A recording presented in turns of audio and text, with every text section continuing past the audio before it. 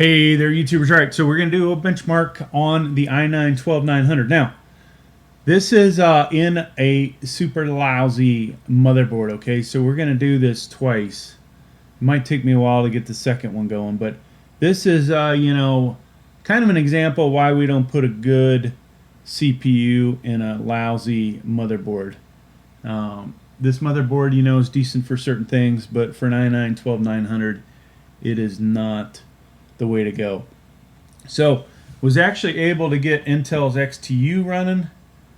So let's start by showing you that. One of the things about this motherboard that makes it a little bit disappointing is you're locked out of setting your power limits all the way to unlimited. Okay, that's how we're going to get the best score out of this CPU, and we can't do it on this motherboard. So that's the way that goes, right? Now we also have this little thing here, current EDP limit throttling. We may also see power limit throttling. Who knows what we're going to do. So first bench we'll do XTU. And of course XTU is really meant for CPUs that you can overclock, right? A lot of the 12th gens, this software does not work with at all. Surprisingly, I was able to do a fresh install of this and get it to work with the i9-12900. So let's go ahead and bench this thing. I'm going to do it once, then I'm going to do it again with hardware info 64, which I believe we have installed on this computer. Alright, that way you can see all this stats before that gets in the way.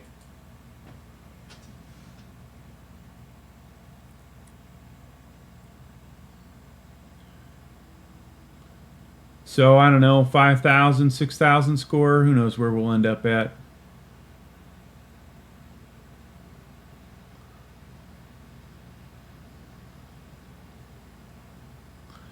Wow, 80, I think that's the highest I've ever seen. So this is the stock cooler, all right, and kept it down to 74 degrees for this benchmark. That's pretty good. The i7-12700F with the stock cooler, I had temperatures, if I remember correctly, at 90 something. So huge improvement considering this is an even better CPU. The CPU cooler is a lot better. One thing I forgot to show you guys, and I'm going to try and link all this stuff because we're going to be all over the place with this video. 32 gigs of RAM at 3200 megahertz. This is on an Asrock B660m ITX AC. There are quite a few of the low-end motherboards like an H610M. Some of the other B660Ms would also lock you out of power limits if you were able to use it with XTU. Of course, you can adjust that in the BIOS as well, but in this case, not going to be able to do either. We're right now using Intel UHD 770 graphics, so I'll do some video games with that at some point if you guys care. Some of you won't. We are on Windows 11, and of course, right there, i9-12900. All right, so we saw that. Let's I think this is the button. I haven't used this in a while. We're going to clear that out. And then I want to find...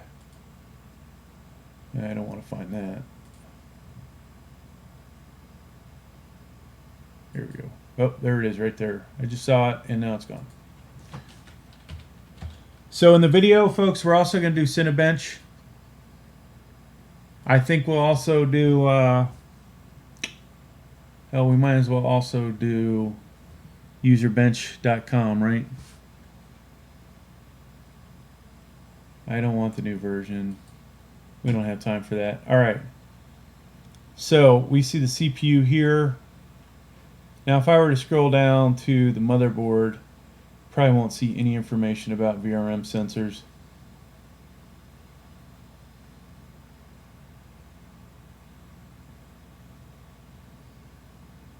So there's that.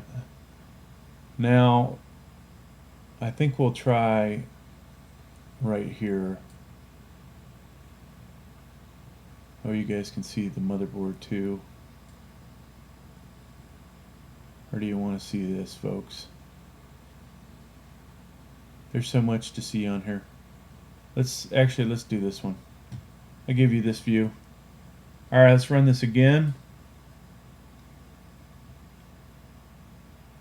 And then I'm going to pull that back up.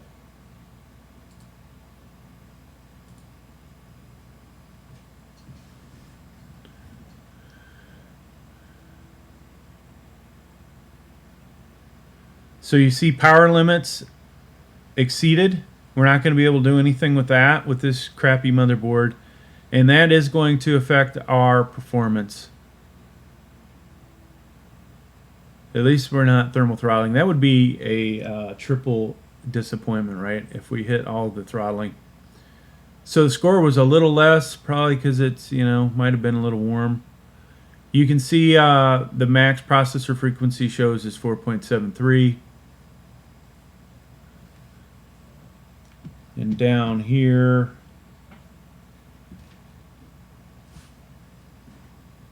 let me move this out of the way. That's the highest we saw. So these line up pretty good.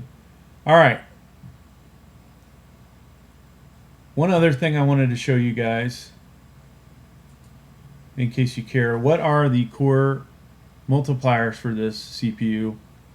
So these are performance cores: 51, 50, 49, 49, 48, 48, 47, 47. So obviously, if you're doing a single core test, that's when you're going to see one of them get to 5.1 gigahertz. Here's your efficient core multipliers, and you see what those come out to. All right. Now let's do R20 first. And we could get a slightly better higher score out of these if I did this completely fresh and disconnected from the internet, but the score will be relatively close. All right, R20. I'm going to once again let you guys, I think we'll look at something different this time. So you saw, never mind. We'll keep on this. I'm sure somebody later will tell me, "Oh, I wish you would have shown something else." So I already ran this fresh, right? 7868. That is basically your baseline. Let's run it again.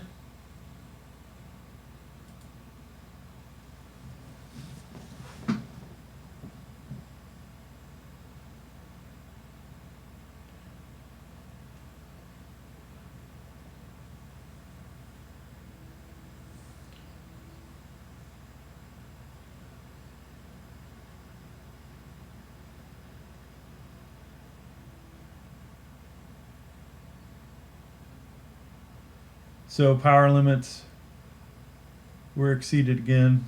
What a surprise.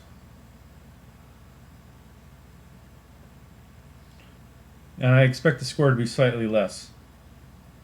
Yeah, 200. So that kind of shows you, one, turning on extra stuff on your computer, and two, it not being completely a fresh computer. So there are two of the four benchmarks that we want to do, and I think actually we'll do we're going to do 5 benchmarks. So we're going to do single and multi-core with R23. Let me minimize this. That's all you're getting out of that, folks. Now downloads.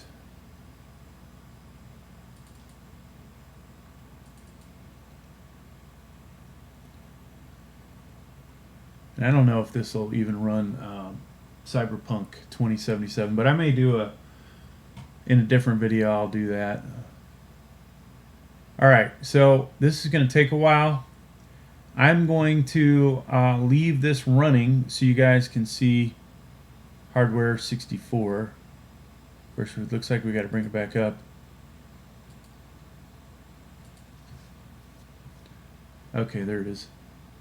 It's going to take 10 to 12 minutes. Multi-core score first, and then we'll go back. We'll do the single core. That'll give you this ratio as well.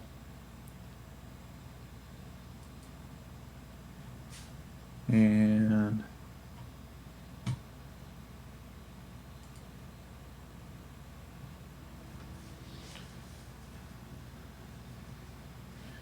now, of course, hopefully I will remember to come back in 10 minutes.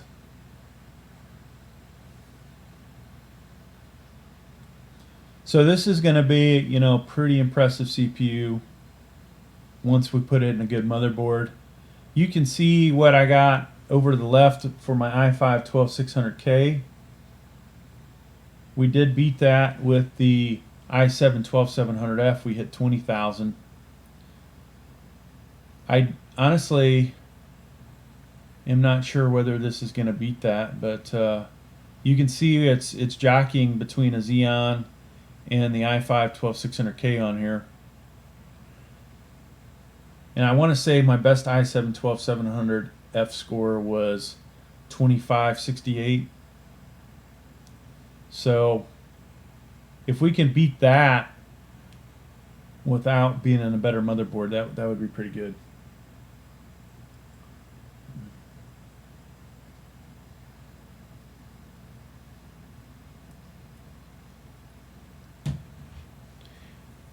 And of course, I'm going to be spamming the hell out of all my subscribers with this i9 stuff because I got to get these videos out. People want to know what they want to know, right? So I got to get some benchmarks up.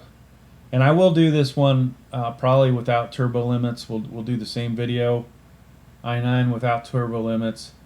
I want to get a hold of the Noctua passive CPU cooler. That should allow this thing to run, you know, anywhere from what, 15 to 30 watts. And I'm sure it will put out a pretty good score regardless. But it'll keep the temperatures down enough that that passive CPU cooler can cool it.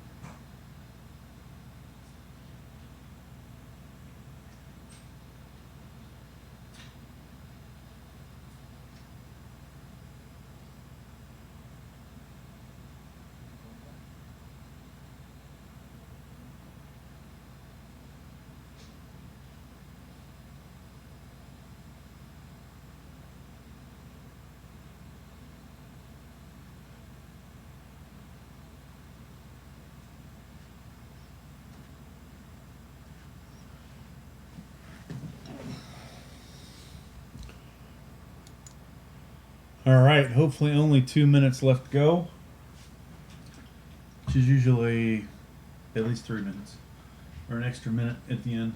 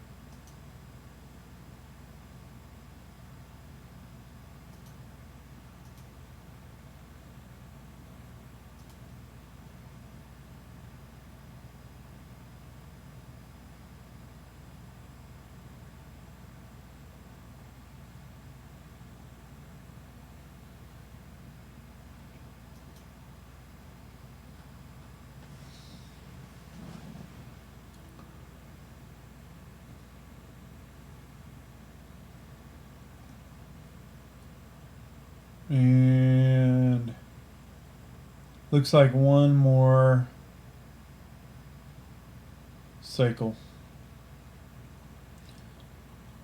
So the good news, it appears, folks, the i9, even on a crappy motherboard for Cinebench R23 multi-core score, appears it will be better than the i5 12600K on a good motherboard.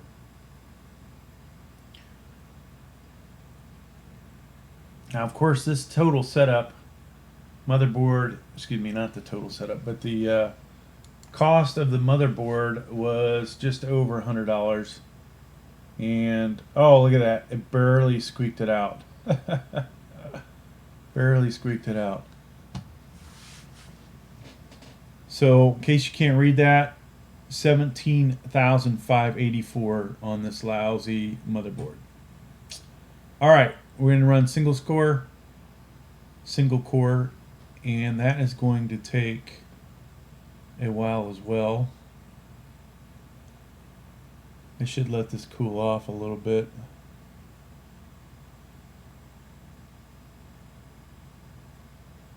Let's see if we can get this temperature drop down a little.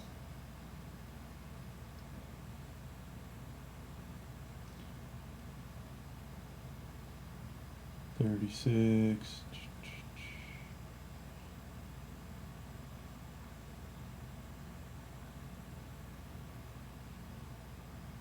All right, so here we go, single core.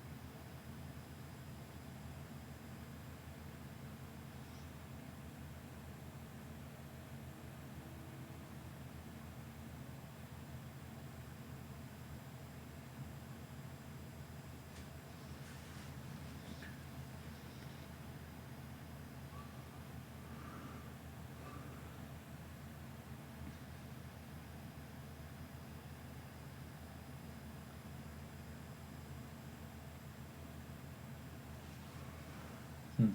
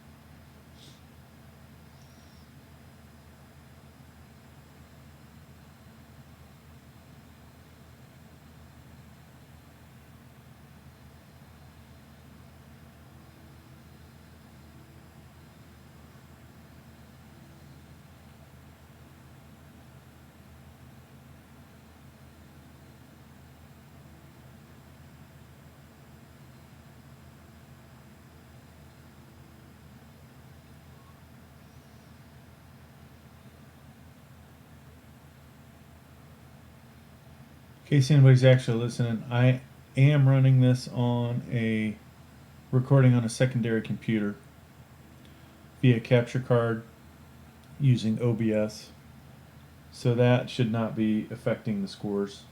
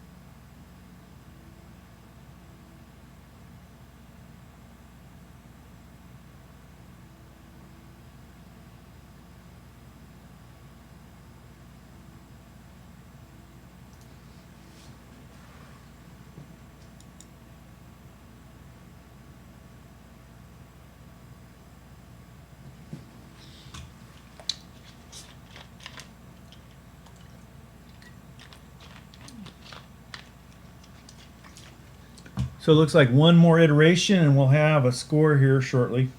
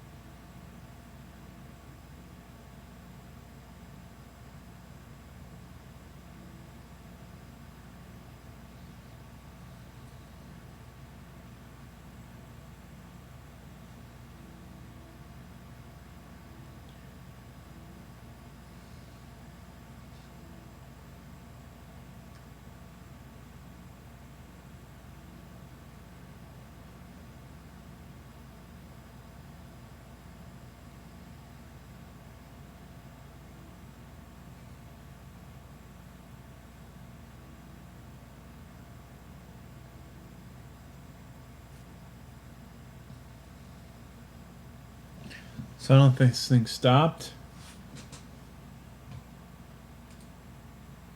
Nope, still going.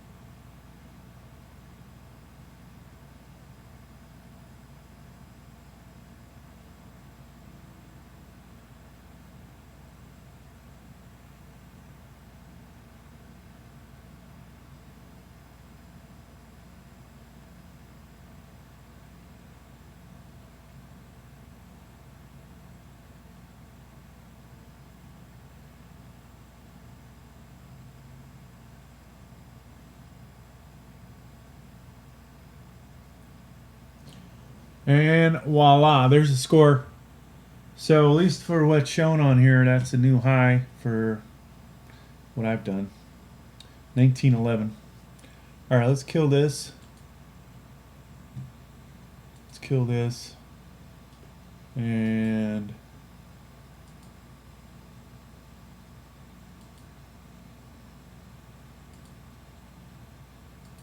kill that guy. Now, last one on here, folks, CPU user benchmark. I don't know if we have that installed, so we may have to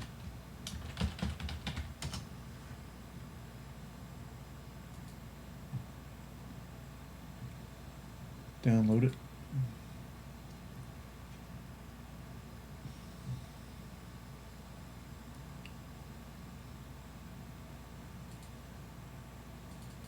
And we'll run it.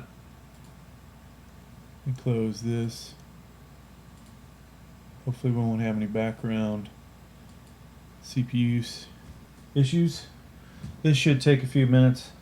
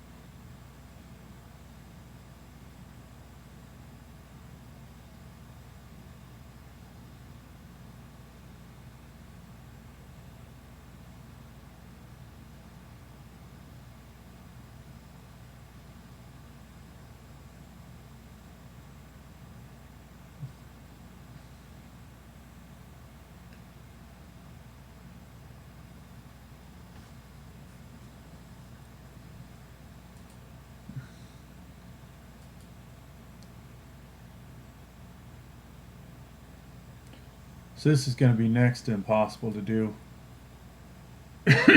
with just the integrated graphics.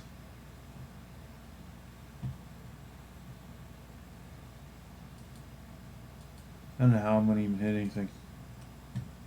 Oh my god. This is terrible.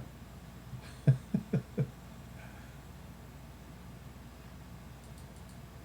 not even shooting. Oh. Hopefully it just gave up. Alright, so it did score out.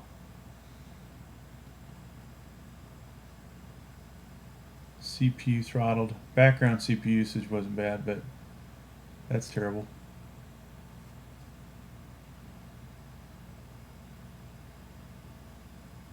Can read what that says there.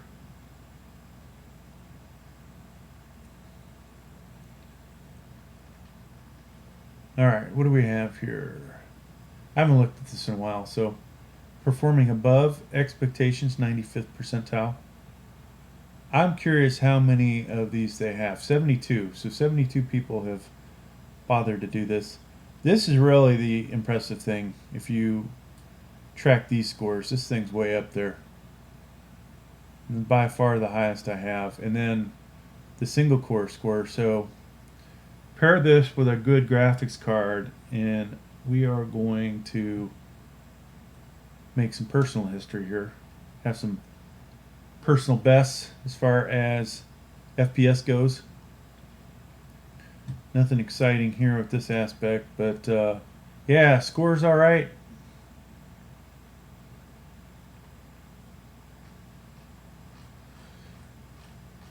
So I probably, when I do the other video with a better motherboard, I don't know if I'll run this one again, but there you go, folks. There's the benchmark for the i9 12900.